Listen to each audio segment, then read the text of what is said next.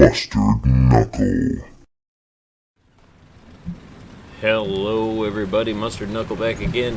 Heading out today in the Japanese To experimental, developmental, prototype tank that Japan developed as a last line homeland defense tank, thinking that the Allies were probably going to invade Japan, which they never did. We've covered all this in other Cheeto videos, so probably won't go too deep. There's a Cheeto and a Cheeto late. Cheeto, if I remember right, I was told that it's toe, not ta or any of that other stuff, but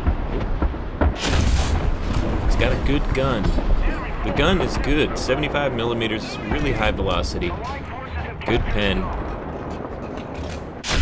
There we go.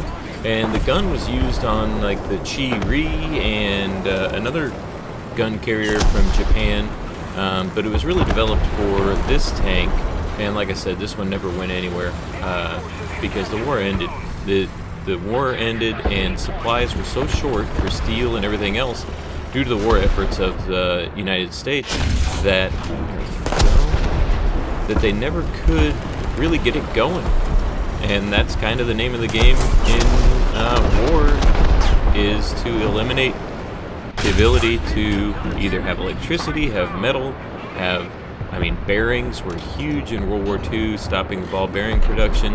And if you can eliminate, there we go, if we can eliminate the ability to produce, then we don't need to go to airplane factories and bomb those. We don't need to go to the actual factories. We need to go to the place where they get their supplies from. And I think, even think about supply shortages after the whole COVID situation. And that's as much as I'll say about that. But supply shortages made things more expensive, and it made things harder to get. And it made, look at new cars. They're waiting on chips. They have thousands of cars piled up. They can't get chips. Same thing. It eliminated the ability to produce those cars. And in a war situation, you eliminate the ability to do that. And that's that. So that's what happened here. They had this thing all designed and figured out, but they couldn't produce the materials to really make them in any timely manner. So the war ended. And when they thought that the United States was going to be there, they dumped both prototypes, two of these, in a lake. And one was recovered, and that's the only one that's ever been seen. They tried to find the other one, can't find it. Is gone. So that's pretty much the history of this thing. This is a very large tank. It's almost the size of the M6A1. It's about 6 feet shorter, but width and height is basically the same. Like I said, the gun was really a good gun. It was a good gun. Armor, not particularly strong on this one. But that's okay. If you have a good gun, you might be able to get away with not needing it. So what we've done here is we have come in a little bit deeper. We're alongside the first point, which is C over there, and we're a little closer to B. So the idea for me on this one is I want to work this area and try to defend C, and then when the time comes, maybe we'll be able to run in and help cap B. But right now we've been overrun by the other team, so we need to try to, there we go, we need to try to get these guys out of here so the rest of our team can push up. So that's what we'll do now. We'll kind of run around. I'll tell you one good thing about this thing, it moves pretty well. It's not super slow. It had a diesel engine that they were going to use, and it was only going to be like 400 horsepower. There we go. And the turret's up high. And it's up so high that you can get shots that you might not think that you're going to be able to get. Stop. Here we go. Uh-oh. Oh, man. Looks like I'm going to need I need to repair. Maybe I'll fix it later. No, that's too bad. That would have been a nice kill right there. Let's see. I didn't even realize that I really got hit that hard by anybody. I don't want to do it, but I guess I'm going to do it. I got to do it. Alright. Those guys can take care of him. And that's that. I think the difference between the Cheeto and the Cheeto Late is just that crew hatch on top. On the Late, I think it's a little smoother, and on this one, I think it sticks up. I'm sure there might be a couple other differences, but that's about it. And again, this thing was a prototype all the way, so who knows what put on a little show for this guy. Who knows, you know, what it could have or would have been. Try to find something to fly down from on top. There's not much out here right now. Looking for Jagdpanzers, anything that has. Oh, here we go. Stuer Emil.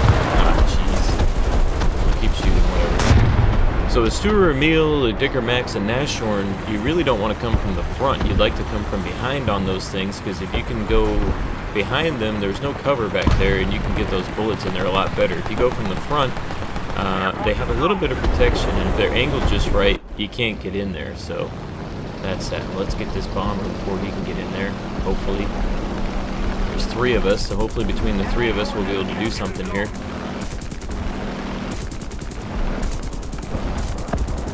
I have no idea where these bullets are going. Oh well, oh well.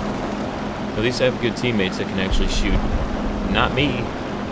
Alright, I'm gonna follow these guys around. I'm gonna go after all 3 of us. Here we go. Let's see if we can do it without crashing into each other. Oh, we lost one. I'm just gonna stay with this guy now. Because that would look cool, right? There we go. I'll go over the top. He's staying low.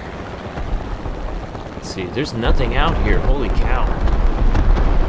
Oh, there's a 38 right there. If we can get in the side. There we go. If you can get in the side of those things or the top, it's really weak. The front, as we all know, is pretty good. But if you can get in the side or the top, it's a pretty easy shot on those things. Whoops. I thought I was going to clear that hill, even after it ended. Alright, here we go. A couple more guys. Here we go. Okay, I'm going to have to go into B here in a minute, I think. We can clear out some of these guys. I was hoping to get these guys before they actually got into B, but when I moved back there to go do that, then I lost track of these guys, and, you know, chaos ensued, and, you know, now we don't have B. So, let's see. What's over here? Yes? Nah. Sort of. Alright, so we're getting closer to B. We got some good cover on the right, even though those guys over there. I don't see anybody straight ahead. Like I said, the armor... Oh. The armor on this is not really very good. This thing can't take very many hits, but the plus side is that it's so big, when they do hit you... Here we go. When they do hit you, the guys are also spread out that you can usually not lose the whole crew off one hit. When I get back outside, oh wow, how'd I do that? Those angled sides on the front of the hull where they're like 45s are very similar to the M6A1, that little angle on the corner there where they made that angle.